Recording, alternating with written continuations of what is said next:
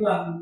Msiwazuie, kwa maana watoto kama hawa ufalme wa Mungu ni wao. Bwana asifiwe. Amen. So Yesu wale wanafunzi wa Yesu, watoto wameletwa kwa Yesu, lakini wanafunzi wanazuia watoto wasiweze kwenda kwa Yesu. Bwana asifiwe. Naye Yesu wakati ambapo wanafunzi walianza kukemea wale watoto na kuwazuia, na ndio maana Paulo anaambia Timotheo asikubali kitu chochote kikamzuia yeye kutembelea unabii ambao uliletwa juu ya maisha yake. Bwana asifiwe.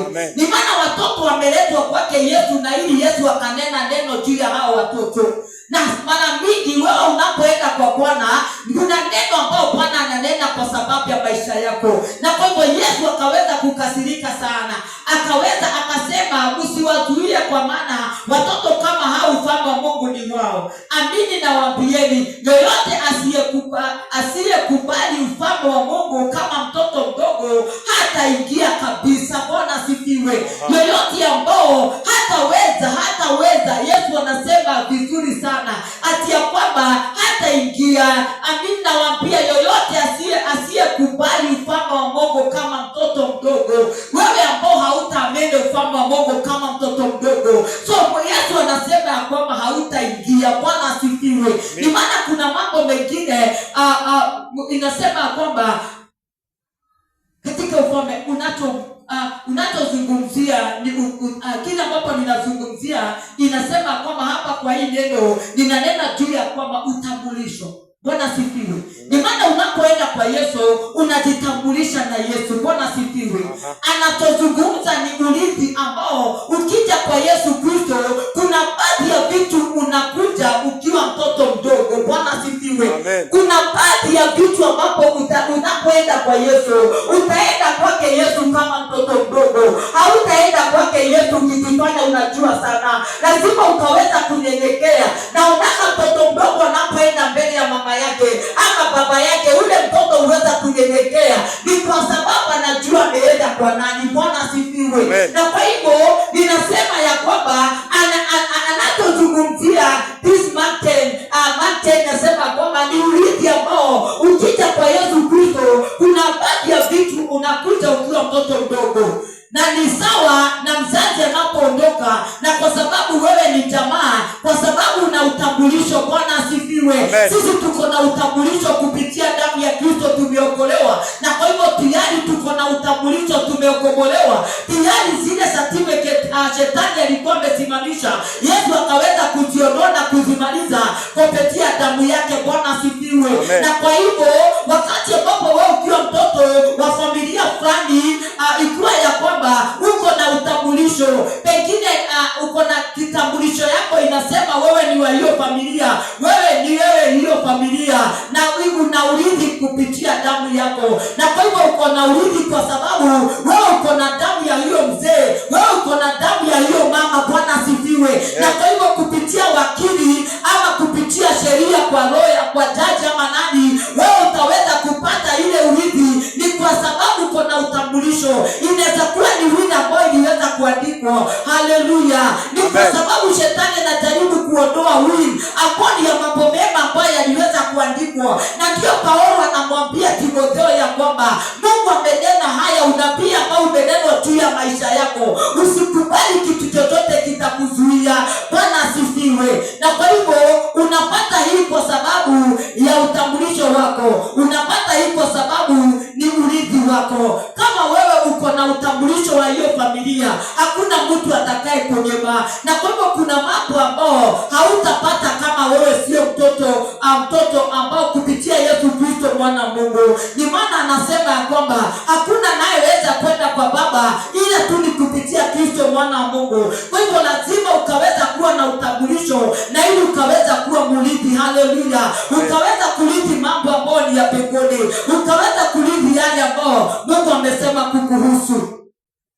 Kisha anasema kuna baraka zingine ambazo unaweza kupata tu, kwa maana ufalme wa mbinguni upatikani kwa nguvu. Bwana asifiwe. Na wenye jeuri wanauteka. Haleluya. Matthew 11:12 Biblia inasema, Matthew 11:12 Biblia inasema ya kwamba eti ya kwamba from the days of John the Baptist until now, Bwana asifiwe, the kingdom of subjected to violence and the violent men have been Amen. Amen. Another verse inasema, and from the days of John the Baptist until now the kingdom of heaven suffered violence and the violent taken by force. Bwana asifiwe.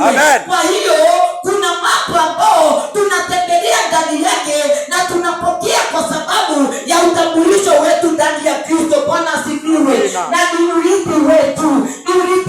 Haleluya. Lakini kuna mambo mengine ambao ukiwa utapokea utimilifu wa unabii juu ya maisha yako, itabidi ujifunze jinsi ya kuchukua kwa kusema kwa nguvu. Bwana asifiwe. Uitukue kwa kusema kwa nguvu in the spirit. Haleluya. Uitukue kwa kusema kwa nguvu kiroho. Lazima see the time of John the Baptist until now the kingdom of God suffer violence and the violent are taken it by force. Bwana asifiwe.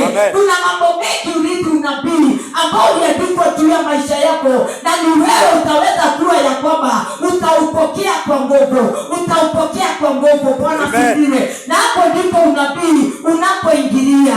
Paulo anasema Timotheo, kuna unabii juu ya maisha yako. Kuna mambo kuhusu maisha yako ya baadaye ambao Mungu amekwisha tangaza. Mungu akishatangaza, mambo zingine lazima uchukue na ndogo. Mambo zingine lazima upate kama mtoto. Uende kwake mbele yake kama mtoto ukijitambulisha. Na nini itakutambulisha?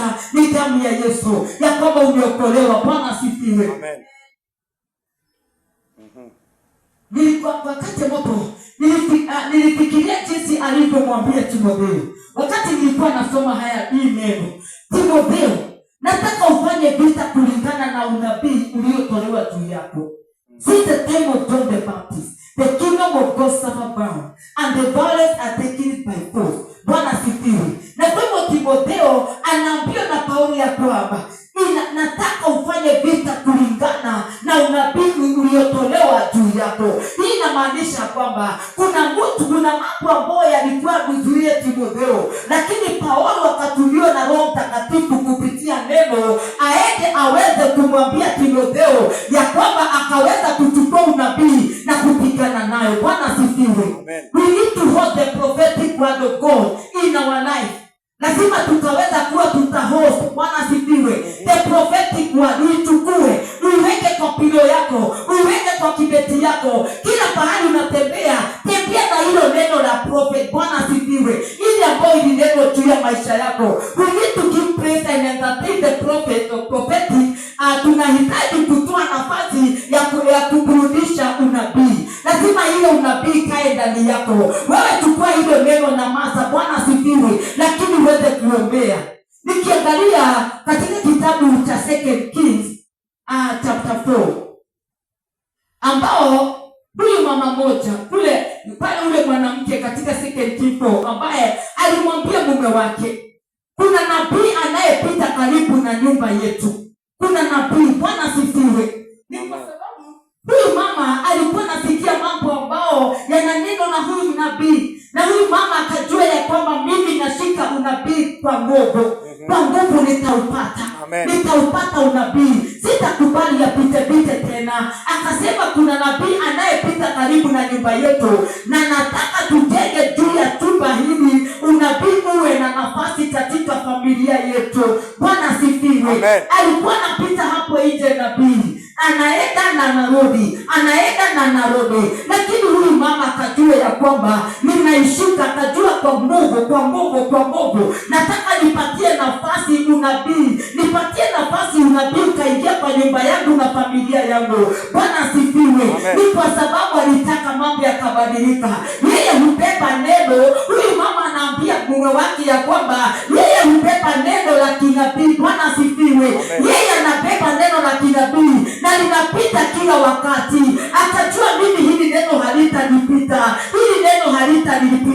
Nataka hili neno liingie kwangu. Nataka hili neno litaweza kunizungumzia. We need to hold the prophet. Bwana asifiwe. Akasema we need to entertain. Tunahitaji kuwa wazi kwa hilo, na ninaogopa kwamba wengi wetu hatuna neno jipya kuhusu maisha yetu. Bwana asifiwe. Hatuna neno mpya kwa maisha yetu. Hatutaki kubadilika. Hatutaki unabii kaweza kufanya kazi. Tunahitaji Mungu atupe maneno ya kinabii ambao yanaweza kupigana nayo. Yale mambo ambayo utaweza kupigana nayo, utaweza kunyakua kwa nguvu, ukanyakua ufalme wa Mungu kwa nguvu. Bwana asifiwe. When you get into conflict ama mgogoro, you need God to give you prophetic word that you can